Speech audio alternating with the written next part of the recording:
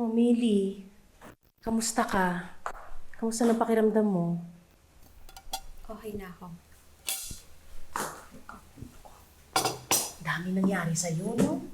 Ultimo hanggang libing ni Anton, di ka tinigilan. Sana naman ngayon natahimik ka na. Gusto ko rin talaga ng katahimikan. Gusto ko nga sana mabigyan ko ng hustisya ang pagkamatay ni Anton.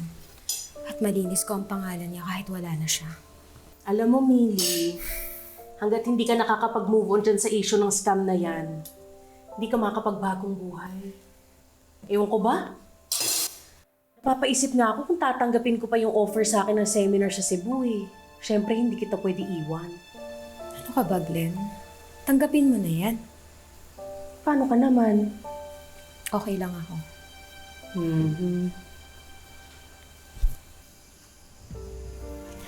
Alam mo ba itong origami na to? Nahanap ko doon sa park. Ito ang nagsisimbolo ng pagmamahal naming dalawa habang buhay. Kung tatalikuran ko ang kaso ni Anton, parang tinalikuran ko rin ang pagmamahal ko sa kanya.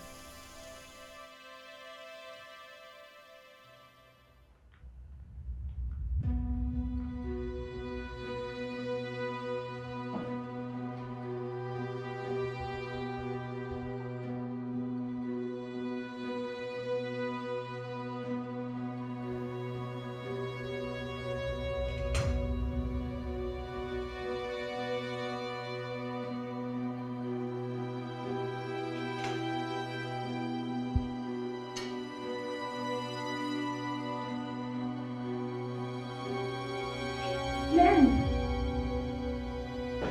Ano meron?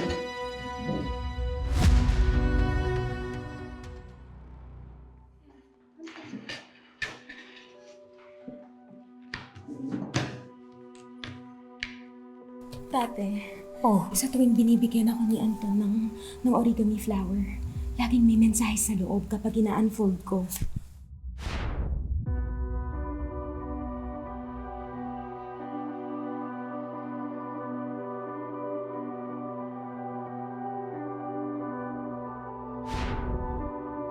Ano kayang mensahe nito? Enyaranda. Ano yun?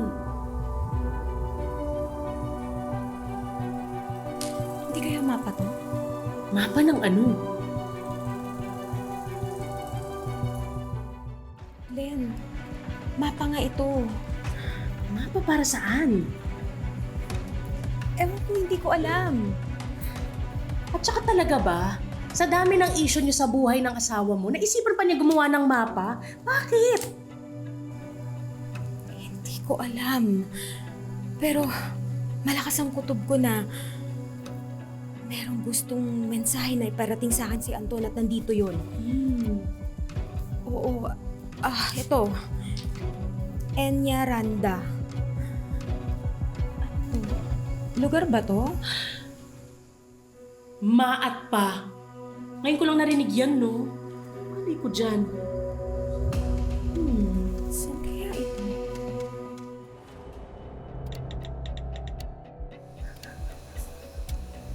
Lugar nga ang Enyaranda.